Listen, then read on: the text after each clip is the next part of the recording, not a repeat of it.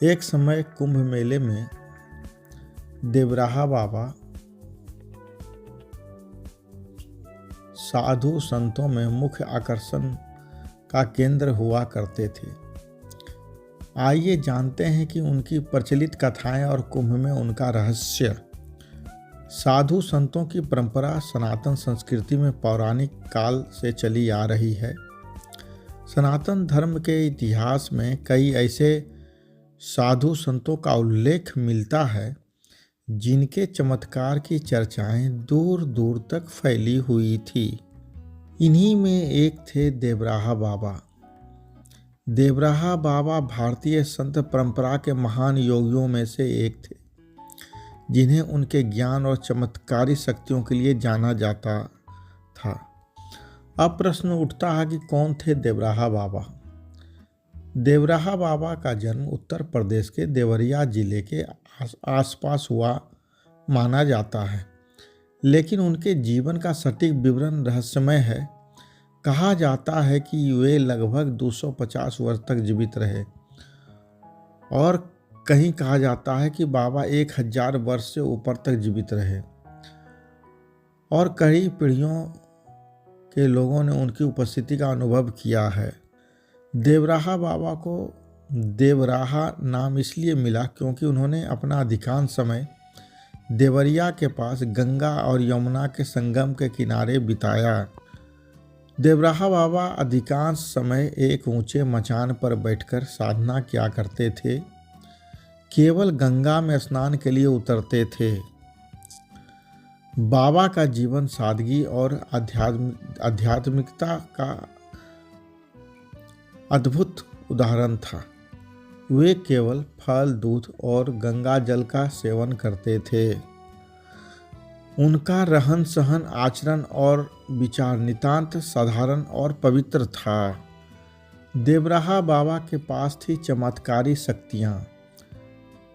भक्तों का मानना था कि देवराहा बाबा में दिव्य शक्तियाँ थीं। कहा जाता है कि उन्हें पतंजलि शास्त्र में वर्णित अष्टांग योग का ज्ञान था और उसे सिद्ध कर लिया था। देवराहा बाबा अपने भक्तों की सभी मनोकामनाएं पूरी कर देते थे। वे अपनी शक्ति के बल पर बिना पूछे ही किसी के मन की बात जान लेते थे। उनके आशीर्वाद से कई भक्तों को जीवन में सफलता, शांति और समाधान प्राप्त हुआ। देवराहा बाबा अपने भक्तों को आध्यात्मिकता और मानवता का पाठ पढ़ाते थे। वे लोगों को गंगा की पवित्रता और प्रकृति की महत्ता का ज्ञान कराते थे। हालांकि बाबा की रहस्यमय शक्तियों की कई कहानियां प्रचलित है। कहा जाता है कि वे अपने शक्तियों के बल पर जल पर चल सकते थे। साथ ही उनके अनुयायी यह भी बताते हैं कि वह अपने इच्छा अनुसार कहीं भी प्रकट हो सकते थे और जीव जंतुओं से बात कर सकते थे। प्रधानमंत्री और राजनेता से लेकर बहुत सारे व्यक्ति लोग देवराहा बाबा के भक्त थे। देवराहा बाबा का आशीर्वाद पाने के लिए देश विदेश से लोग आते थे। उनके भक्तों में आमजन से लेकर बड़े बड़े राजनेता, अभिनेता, यहाँ तक कि राजा महाराजा भी शामिल थे। पंडित जवाहरलाल नेहरू, इंदिरा गांधी, राजीव गांधी, अटल बिहारी वाजपेयी जैसे कई बड़े नेताओं ने उनके मार्गदर्शन और आशीर्वाद प्राप्त किया। बाबा का दृष्टिकोण राजनीति से परे था और वे सभी को समान प्रेम और आशीर्वाद देते थे। देवराहा बाबा का था कुंभ से विशेष संबंध। कुंभ मेला हिंदू धर्म का सबसे बड़ा और पवित्र धार्मिक आयोजन है, जिसमें देश विदेश से लाखों की संख्या में साधु संत पवित्र स्नान करने के लिए आते हैं। पर महाकुंभ में देवराहा बाबा की उपस्थिति का विशेष महत्व हुआ करता था। देवराहा बाबा को कुंभ मेले में मार्गदर्शक और साधकों के लिए प्रेरणा स्रोत के रूप में देखा जाता था। देवराहा बाबा अपने जीवन काल में कुंभ मेले के दौरान भक्तों के बीच विशेष आकर्षण का केंद्र हुआ करते थे। कुंभ के पवित्र अवसर पर गंगा स्नान के महत्व को समझाते थे और इसे आत्मिक शुद्धि और मोक्ष प्राप्ति का सर्वोत्तम साधन मानते थे। बाबा ने हमेशा गंगा की महिमा का प्रचार किया और इसे मानव जीवन के लिए अमृत तुल्य बताया। कुंभ मेले में बाबा के दर्शन के लिए दूर दूर से लोग आते थे।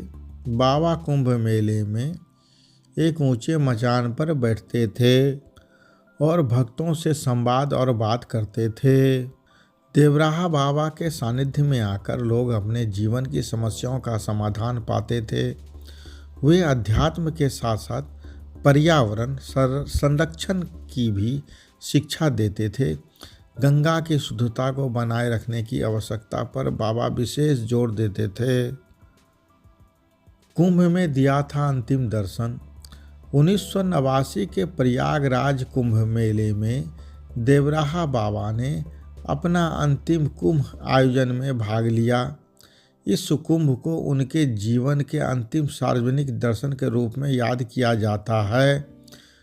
उस कुंभ मेले में बाबा ने अपने भक्तों को यह संदेश दिया कि सच्ची भक्ति का अर्थ सेवा, समर्पण और सत्य के मार्ग पर चलना है।